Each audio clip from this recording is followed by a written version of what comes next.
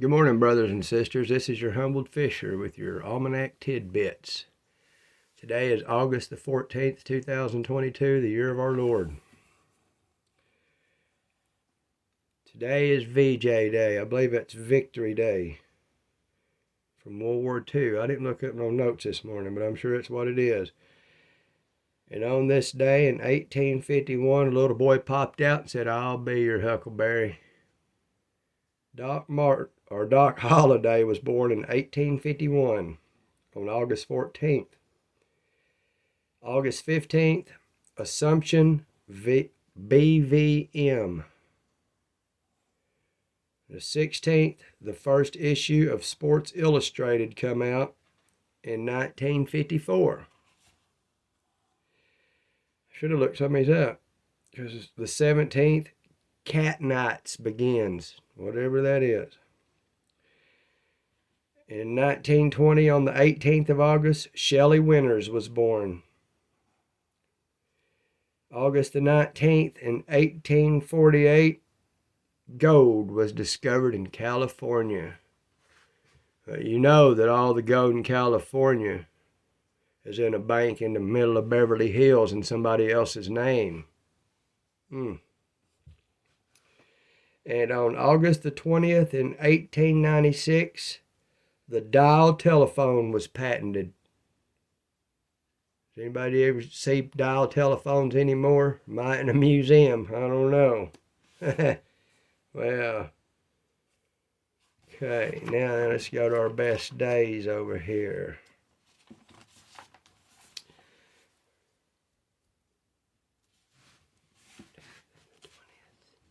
The 14th through the 20th. The 13th will be a good day to brew. Boy, I wish I knew how to brew me a good cold beer. Well, 13th's over, never mind. Today's 14th. So 14th and 15th will be a good day to dry fruits and vegetables. 16th through the 18th will be a good time for jams and jellies. 14th, 15th, 19th, and 20th, you can cut hair to slow growth. 14th, 15th, 19th, and 20th, good time to quit smoking. Boy, it sounds a good deal to me. No good days to start a diet to gain weight. 14th and 15th, start a diet to lose weight.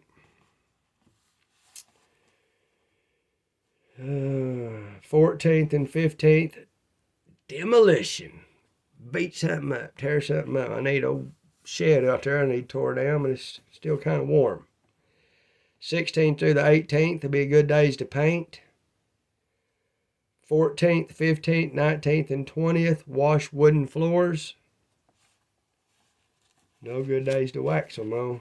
Let's go on our health and beauty or whatever it's called here.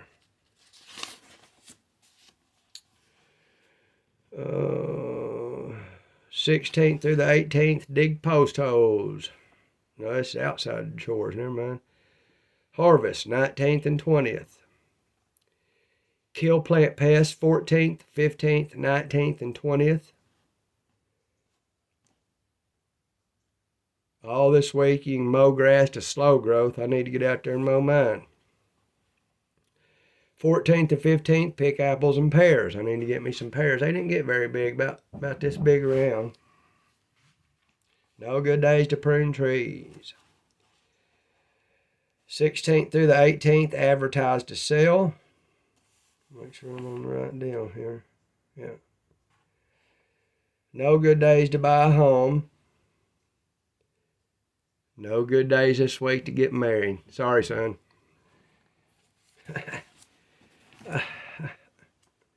Let's see over here somewhere. There'll be something. I think I told y'all, and it's already passed August. Yep. The Perseids Major Shire's already passed by.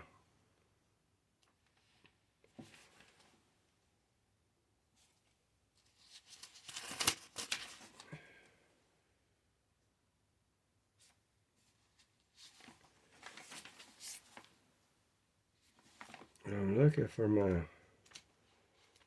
best days to set eggs. Right here. We done missed it. To set eggs have been August 11th and 12th. The rest of the month's not a good day to set eggs.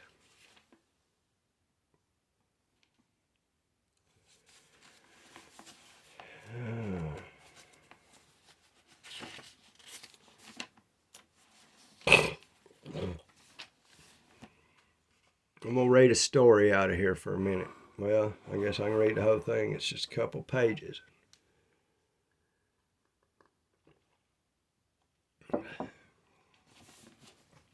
Remarkable people who turned adversity into opportunity. American trailblazers. Remembering Benjamin Banneker. Banneker. This early American free black man published an almanac, predicted a solar eclipse, and fought with Thomas Jefferson over the abolition of slavery. Abolish it.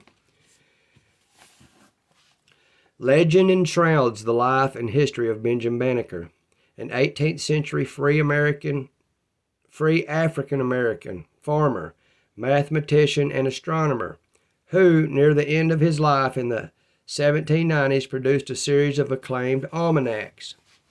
The fact that Banneker authored the Pennsylvania, Delaware, Maryland, and Virginia Almanac and Ephemeris for 6 years, starting in 1792, was an amazing feat, considered much of the United States was still in the grips of slavery, and the ranks of black statesmen were few. Sadly, the bulk of Banneker's writings and notable scientific research was destroyed when his cabin, located within a mile of the Patapsco River near Ellicott's Mills, Maryland, burned down on the day of his funeral. But 200 years later, researchers continue to piece together tales of a man who broke through the imposing color barrier of early America. Oral history indicates that Banneker's story begins with an English woman named Molly Welsh, who came to America as an indentured servant before gaining her freedom. Once freed, she acquired land and purchased 2 slaves in order to start a farm.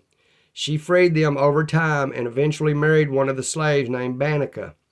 Together they had several children. One of them, Mary, married a free slave who took the Christian name Robert. Benjamin Banneker was born to Mary and Robert on November the 9th, 1731, when Benjamin was 6 years old. His parents purchased a 100-acre farm with 7,000 pounds of tobacco. They put his name on the deed to ensure that his ownership would never be contested. Stellar student. Learning came natural to Banneker, and by age 15 he gained a rudimentary education. In 1752, his brilliant mind attracted attention when he borrowed a watch from a neighbor, took it apart, and quickly made carved wood copies of the parts in order to assemble a working clock. This clock was said to keep accurate time for 40 years until it was destroyed when his home burned. He learned to play the flute and violin, started a watch and clock repair business, and studied the stars hour upon hour. Among his astronomical accomplishments was successfully forecasting a solar eclipse on April 14, 1789, in contradiction to the predictions of top astronomers and mathematicians of the era.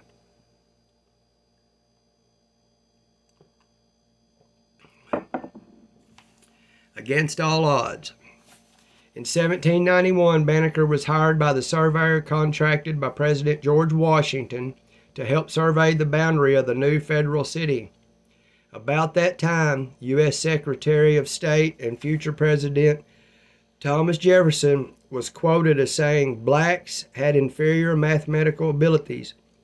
The Georgetown Weekly Ledger, however, took note of Banneker, noting that he was an Ethiopian whose abilities as surveyor and astronomer already proved that Mr. Thomas Jefferson, concluding that that race of men were void of mental endowment, was without foundation. One of Banneker's almanacs was published with a letter of rebuke to Jefferson and an abolitionist message. In part, he accused the slave-holding Jefferson of detaining by fraud and violence so numerous a part of my brethren under groaning captivity and cruel oppression, that you should at the same time be found guilty of that most criminal act, which you professedly detested in others with respect to yourselves. Jefferson responded, nobody wishes more than I do to see such proofs as you exhibit. That nature has given to our black brethren talents equal to those of the other colors of men, and that the appearance of a want of them is owing merely to the degraded condition of their experience both in Africa and America.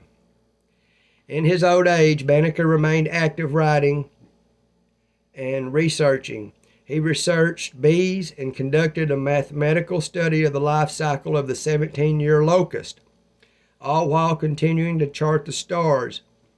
He died on October the 9th, 1806, at the age of 74. Efforts continue today to bring more attention to Banneker's life and work. To learn more, you can visit the Benjamin Banneker Historical Park and Museum located on the original Banneker farm property in Baltimore County, Maryland. That was a good little story. I'm going to stop there because my dog's raising Cain outside. I need to go see what he's doing.